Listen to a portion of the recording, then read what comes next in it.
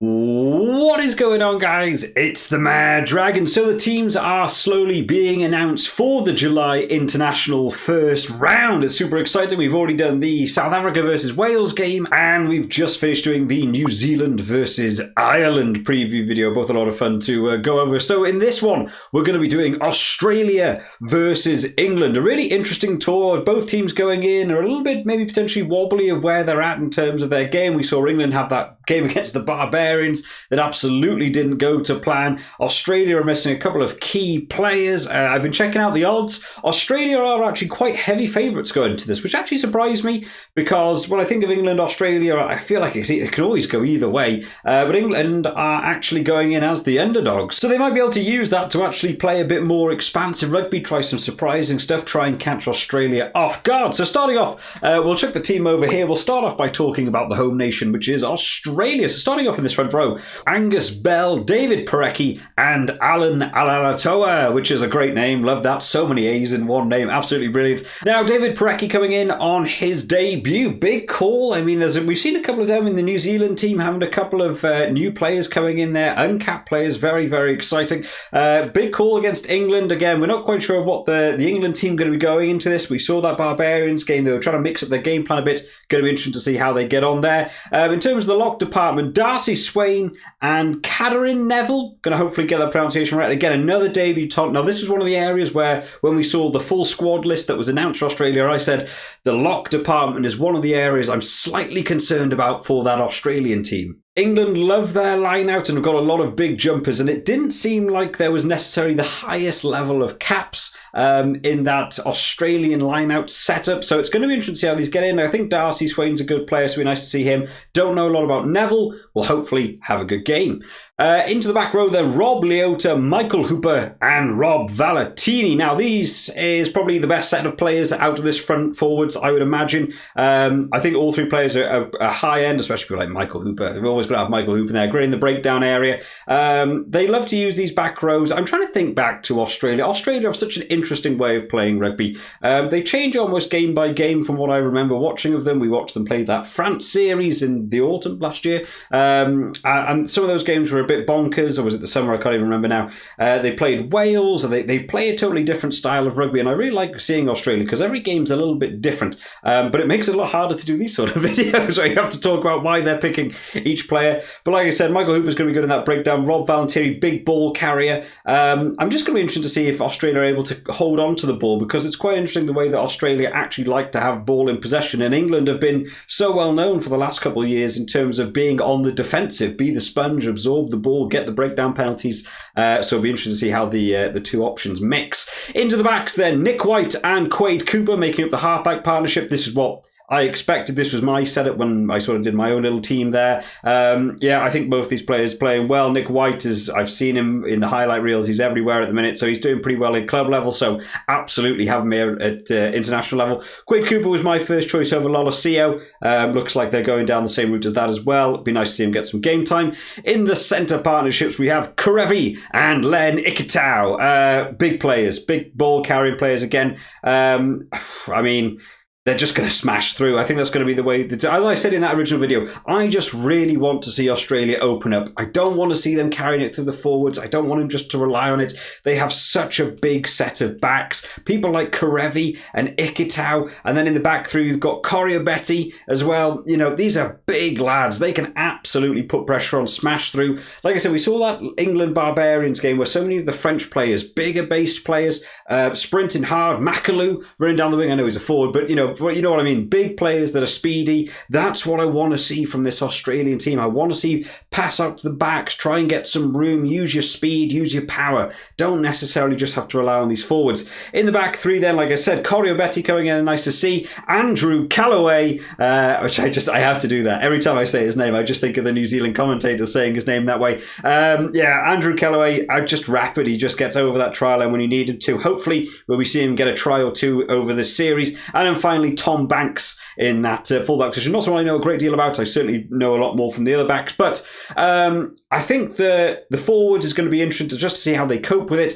The backs is a much safer bet. This is a much more standard Australian back setup. This is almost, I think, what I said. I think I had slightly different centres, but I think this is pretty much what we were expecting to see from Australia, and I think it's a good team. In terms of the replacements, then, we have Fainga'a, Sio, Slipper, Matt Phillip, Pete Samu, Jake Gordon, Lolosio, and Jordan Pataya. Now, I'm quite liking this. This is an interesting looking bench. There seems to be a good decent amount of caps on this bench. They're not just going to throw the debutants later on in the game. They've actually got some experienced people here. It'd be interesting to see what Lolosio brings. I wonder if they'll do like a 60-minute split between their fullbacks, or I wonder if he'll just come on at like the 78th minute where you can't really make any sort of impact. But people like Fainga'a, Slipper, they're bigger names. Pete Samu, Matt Phillip. There's caps with these players' names. So I'm actually quite liking what they've gone for here. Maybe a lesser capped starting 8 that you would expect, but then to bring on some more experienced players afterwards, later into the game, I don't think that's a terrible move. And then finally, like I said at the end, Jordan Pataya,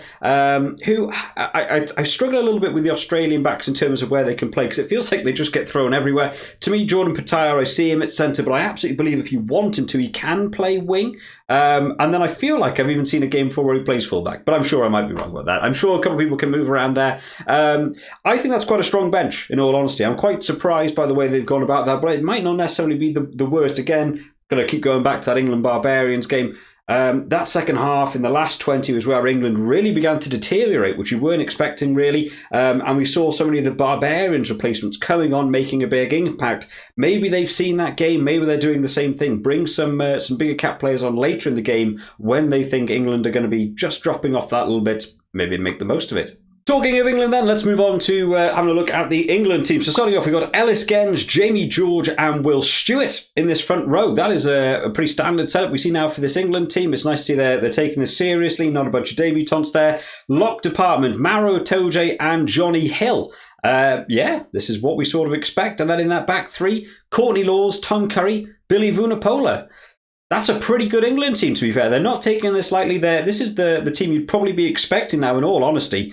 Maybe people would have swapped out Jamie George, but I think Jamie George is in good form at the minute. The only one to look at maybe be Johnny Hill. I'm not 100% sold on Johnny Hill yet. I think Maro Itoje is in quite good form at the minute. Courtney Laws getting involved in the lock department as well, gives you 3 good jumpers. He can also interchange, so they're capable with cards and stuff. I don't think that's a bad move. Moving Tom Curry back to 7. I much prefer Tom Curry at 7 than 6. So nice to see that switch. I'm hoping he can have a really good game at 7. A bit interesting call they've gone for the switch of a captaincy between Courtney Laws and Tom Curry. We've seen Tom Curry now having a few more chances of being captain. They did say before they went out to Australia they weren't naming a captain until they got there. So big call, see how that gets on. And then Billy Vunipola, I'm looking forward to see how in form he is. They've been talking a lot about him back at the Saracens.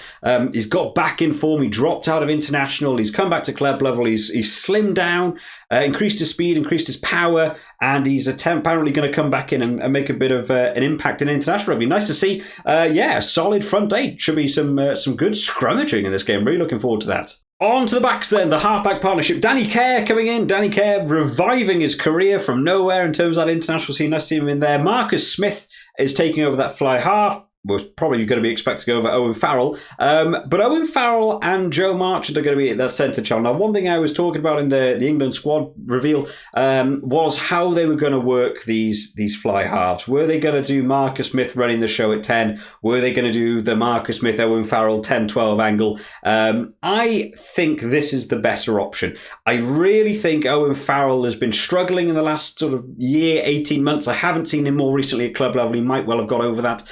But I think having your 2 distributors, I think if you get this partnership down, you really have a great chance to have some really good games. Marcus Smith and Owen Farrell, either side of the ruck, both being a distributor, both playing 10 when they need to. You can basically set up and have your ruck and have your player on either side and play 2 games. It completely ruins the other team's defence in working out what they want to do, especially from things like scrums where you've got to basically pick a side to defend. I think it's really good if you can make it work well. then it absolutely works. But if it doesn't work well and they step on each other's toes and get in the way of each other, it really can become to crumble. Joe March taking that 13 shirt. Yeah, there was no Henry Slade. So, yeah, I would probably say Joe March is the next fill in there in that 13. And then finally, the back three, Joe fucking a Singer coming in on that 11 shirt. Usually see him on the right wing. Be interested to see how he gets on the left wing. Jack Knoll taking over the right wing and Freddie Stewart in that fullback.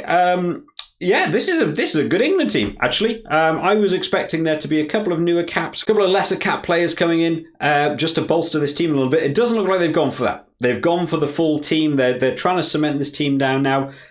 So I take it on in terms of cap numbers, the England caps going in, it's probably more than the Australian team. Doesn't necessarily need to pan out that way, but I personally am going to be looking more at the back section. I think the forwards can go either way. I definitely think England probably have the advantage at the line-out area. Scrummaging-wise, there's some big forwards on both teams. Be interested to see how that gets on. But in the backs is where this is really going to open up for me. I think in terms of centres, I'm backing the Australian team to have a better set of centres here. I think in terms of just running, playing, and running with the ball in hand, crash through, I think I'm leaning more towards Australia. And then in that back three, they put Thakana Singer on Andrew Kellaway's wing. I think that's probably a good move, just in terms of, I don't think Thakana Singer is necessarily the best in defence, but just general size and power might throw Andrew Kellaway off a little bit. I really feel like I might have wanted to have seen Thakana Singer go on Corio-Betty's wing.